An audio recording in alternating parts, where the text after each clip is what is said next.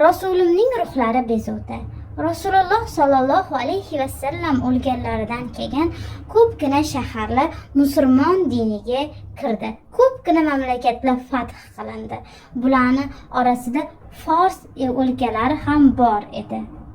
Bir kuni Rasululloh sollallohu alayhi vasallam o'zlarini tobeinlari, sahobalarini tushiga bir kirib chiqdilar.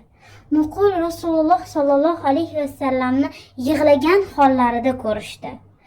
Va oradan 3 kun o'tib Hazrati Hasan roziyallohu anhu Rasululloh sollallohu alayhi vasallamning nevaralari Fatima va Alini farzandi bo'lgan Hasan Fors mamlakatlariga sayohatga chiqdilar.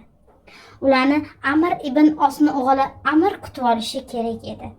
Amr ibn Osning o'g'li Amr Rasululloh sollallohu alayhi vasallamning nabiralari kelib, ularni tutumini ko'rib, jahllari chiqishidan qo'rqib, ularni shahid qildi va o'ldirdi. Amirni o'sha paytda dunyo ko'zini ko'r qilgan edi.